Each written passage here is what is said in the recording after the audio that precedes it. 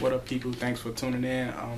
I got a review slash discussion about the recent chapter. This probably is going to be a long one, so bear with me. I hope that you stay to it to the end, and we're going to just jump right into it. So uh, I know a lot of people really like that we getting this Itachi arc. We seen a little bit of content that we didn't see before, and that's always a good thing. And I really think that Naruto giving us this content because a lot of us really love Itachi. Really like the character. He was one of the most mysterious, mysterious characters in Naruto. Until his revelation about all he did for the village and whatnot. And we all really thought that he was just this tyrant that didn't care about the village and didn't care about his family. And he wanted to kill everybody and use Sasuke to get his eyes. But it turns out that he was a really thought out character, very long winded individual, and he had a lot of stuff that we really did not know about him. So we're just gonna jump right into it. The episode kicks off with the Naruto attacking that it left off last episode. Stuff that we already seen is like they just put what we seen before in the Kakashi arc and just put it right there into it. I'm like, oh my god. But we also got a little interesting thing about Tachi. How did he get to safety? And then we see that he saved his girlfriend. That what we think is his girlfriend. Most likely that's his girlfriend. He saved him, and when he got to safety, the first thing his dad said was, "I know you would get here." And it's a theme developing I see between Fugaku, I think that's how you say his name, and Itachi. It's like he don't really genuinely love Itachi. Maybe he do, but he's shown in an arc way. Like most parents would say, "Oh, are you okay, son?" and all this, but he was just like, "I know you would get here, get to the shelter," and it's like that's not how you treat your son. And then we get another entry. It's just a whole bunch of content, little subtle things that we see that's happening in the Naruto world at this time. Fugaku, when his subordinates was like, we should go help with the Nine-Tails. They know they have a leg up to say to help with the Nine-Tails more. He was like, no, it's the villagers' orders for us to stay right here. It's like, this is your village. You want to help protect it, even though mostly all, if not all, the villagers were safe at this time. And he was like, no, we gotta stay here. And it was just, you can tell that there's a little bit of animosity already between the Uchiha and the village. And also, you see that he had his Sharingan activated. I'm like, man, his Sharingan always looked like trash. Like every time he activated, it's like trash. But that's just a little bit of thing that we see. What do you think that was going on right now? We already know, but like you see, and just get back. So it's crazy, and it's a side note. Another side note. I wonder why that he had Sharingan activated. I just want to know, like, was he just trying to see what was going on? I know it increased depth perception and whatnot, but how far was he away from the epicenter, like what was going on?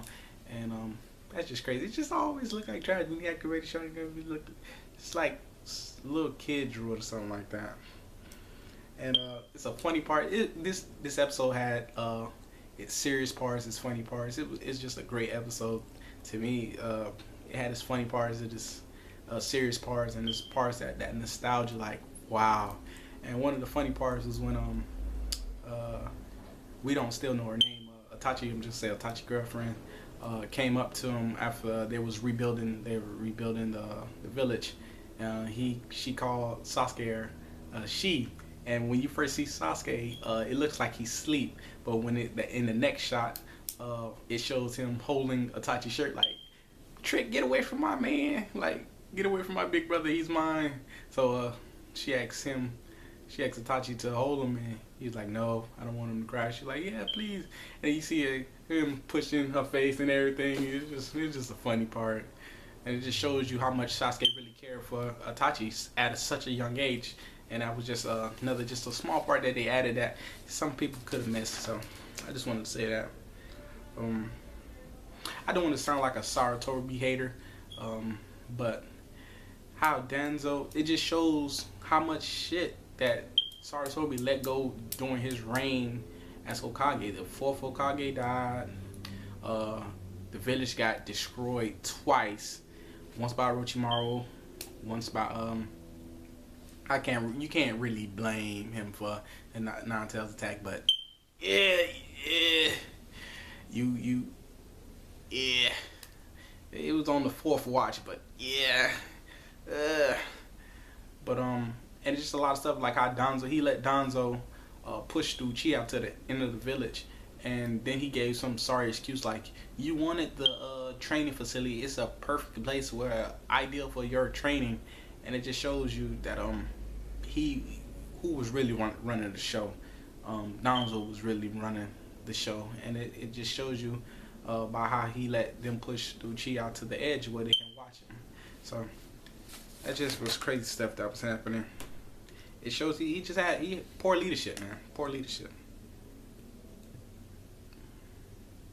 I know this is getting kind of long, but I just want to go over this with a fine-tooth comb because a lot of stuff happened in such a short amount of time. So I just want to get over it, you know. This episode really showed how Itachi was really beyond his years. Like he was 5 at the time before he went to the academy, but it was 5 going on 6. We just say 5 going on 6 during this episode. And then we had a little skip at the end, but we're gonna say 5 going on 6. He was thinking about a lot of stuff that adults think about, like what's life, and in our time it'd probably be something different, but he was like, what's a village? It'd probably be what's a city, or what's a race, or something like what's a city, what's a village, and what's a shinobi, what am I, like who am I, what is life, what is death. He was thinking about a lot of stuff like that, and it just shows you how far along that Itachi was as a little kid, and that's for us, Itachi level, that just shows you, man, this kid was like awesome. And then it's just little subtle things that you probably miss, like when the Uchiha was having an argument about how they was pushed to the side and pushed all the way to the edge of the village. Fugaku came out and asked Itachi, how do you feel about this situation? And his response was, yo dad, let's go check out our new training ground. Like he was making a good situation and a bad situation. Instead of him pouting and whatnot, he was like, yo dad, let's go check out our new training ground. Like it's ours now, so we can go train and whatnot. So it was just it just shows you how beyond his years he was at the time. This episode, I tell you, there's so much put into this episode at one time, and this also shows Itachi going into the academy, and he basically was the Sasuke of his generation, but more far along. But you get what I'm saying, that everybody wanted to be him. All the girls wanted to be him. Be with him, and all the guys was envious of him. It shows him in, I think, 2 fights, one with a freshman himself, and then one with an upperclassman, where he just dominated both times. And it just shows you he was very elite. He was a genius of his time. He was far along than everybody else.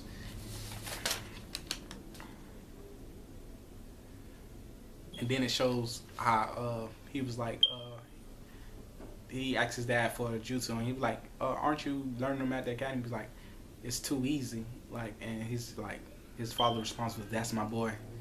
But it shows he was using what is it, Shadow Clone Jutsu to go train in the forest while his Shadow Clone was running around with his friends. And it shows that's the first time we see Shisui. Oh man, it was amazing. Like when I seen Shisui walk up, and he was like, oh, you're good for a little kid. And Itachi looked like, I'm alright. And then it just shows, oh my god, it was just nostalgia. And then we get I don't know if anybody noticed, if I'm not mistaken, it was in the Kakashi arc when Shisui, when it was older, and Shisui seen Itachi, the first thing he said, well, you're pretty strong. And Itachi's response was, I'm nothing compared to you. And it's like, it's a little theme going on that they have, that one is stronger than the other.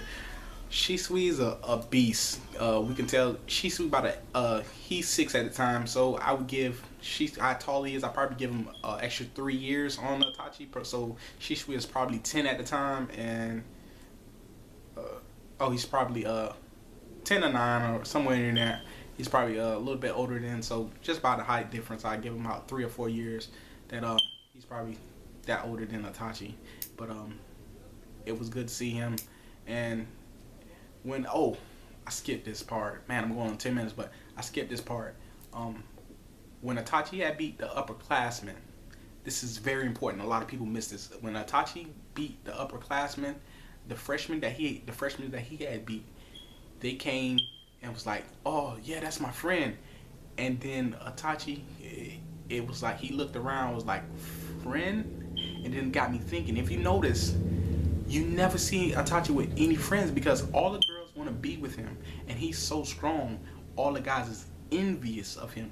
So he has, you got to think about this time, Itachi has no friends at this time, so he really don't understand what a friend is. You can say Shisui is his friend, but he looks at Shisui more as an older brother than a friend. So at this time, Itachi has no friends, so he's so gifted, so strong, and he says this when he was talking to Itachi, that some people become so strong they get self-absorbed, and he's not self-absorbed because at the same time they was calling him Master Sama or a sir, and he's like, "Sir, master, no, don't say that." Like you can see him saying, "No, please don't say that."